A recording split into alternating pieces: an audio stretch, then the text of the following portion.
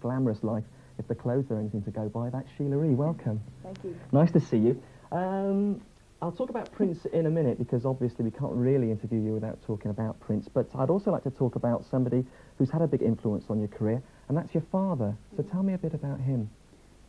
Well, he's a musician also. He plays percussion, and he used to have a band when I was small called the Escovedo Brothers, and he would practice around the house every day. So I gradually just picked it up. My first performance, I was 5 years old. I played with him, and at 15, I decided that's what I wanted to do, was be a musician. Really? Yeah. And in fact, you played with your father's band for quite some time, didn't you, when you grew up? 4 years, yeah. And what was that like for a young girl like yourself? Because bands on the road are notoriously difficult to get on with and tend to be a bit excessive, don't they? Well, he watched over me, believe me. Really? He wouldn't let me do anything. No, it was a good experience because I learned from him. I mean, he's like the one to teach, you know. He taught me what was right and what was wrong, and it was, actually, I was so used to just playing with him that it was like being at home, you know. A lot of people thought that it was something really different because, I mean, father and daughter, the only person they knew about was Nancy and Frank Sinatra, so, you know, this was a little bit different. But it was a lot of fun, it really was. And what happened next? Because I've heard your name connected with people like Lionel Richie and Marvin Gaye, because you did sessions, didn't you? Yeah, I did a lot of session work. I started playing actually with Billy Cobham, and he introduced me to George Duke, and I went out on tour with George Duke for like 5 years. And then from then I went on doing a lot of session work and playing with Marvin Gaye on his last tour, and then toured with Lionel Richie. What was that like? I mean, is it very much you having to go in and just lay down your percussion piece and then leave again, or did you get to know the artists quite well? Most of the time I got to know the artists. I went back often to, they would call me back to come and play on other things or play shows with them, so the majority of the people that I did play with I knew very well. And did they treat you quite well as session musicians? Because obviously you're talking about very big names indeed. At first it was really hard. A lot of men drummers really resented me coming in and playing percussion on certain albums, and they got really upset. It was it was like I had to prove myself, you know, to them that I knew how to play, and they put me down a lot. They would say that the only reason why I was there was because I was a girl, because I knew them, you know, and they didn't give me the recognition by saying, okay, you can play. So. But you managed to overcome that through sheer hard work, supposedly. Yeah. Well, when did you decide to go solo? Because obviously that was a very big move indeed for you, bearing in mind your experience. I think it was in '83. I was playing with Lionel Richie, and I had just gotten off the tour. I've known Prince for like 8 years, and the day I got off the Lionel Richie tour, he called me in to sing a song with him. And at first I thought he was going to call me in to play drums, but he wanted me to sing a song called Erotic City.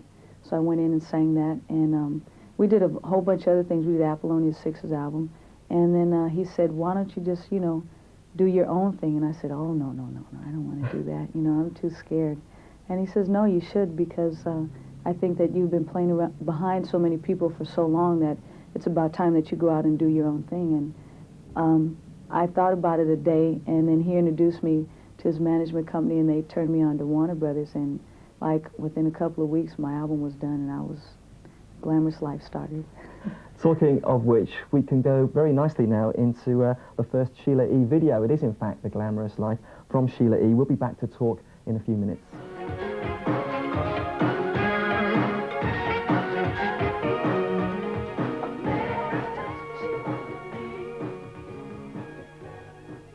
Sheila E and The Glamorous Life, and the lady in question is with me in the MusicBox studio.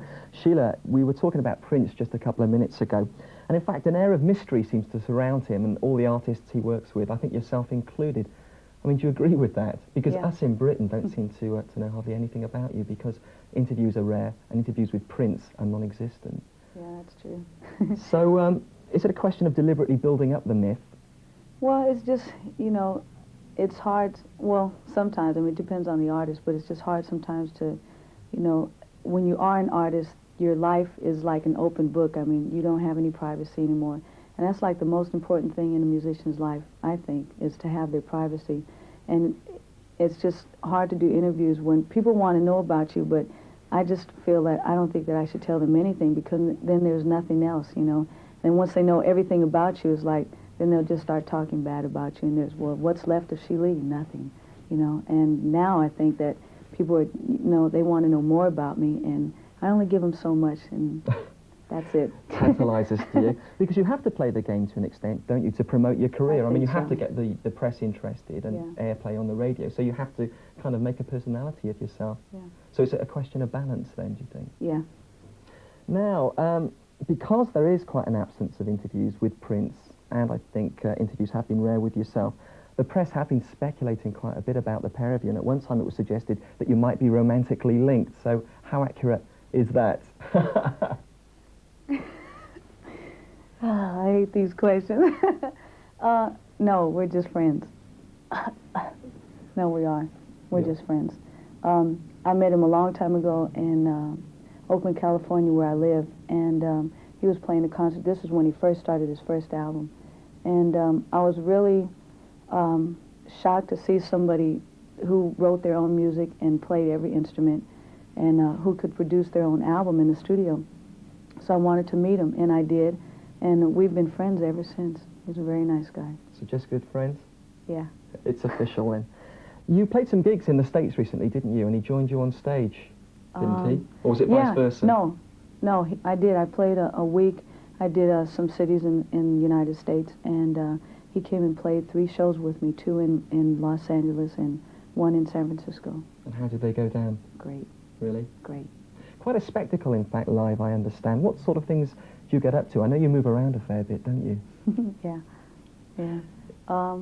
Well, I guess you just have to see the show. I do a lot of crazy things sometimes.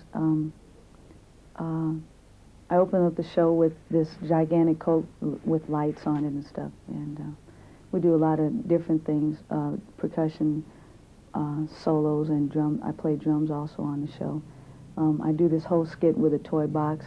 A gigantic toy box comes out. My brother comes out and dances, and I put on pajamas, and then I take off clothes and put on clothes, and it's exciting. Get along and see it. Yes, you're right. One thing that struck me when you came to the studios today was the fact that you tend to go around with a lot of bodyguards, and Prince is notorious for this too. Why on earth did you feel the need to have so much protection? I only have one bodyguard.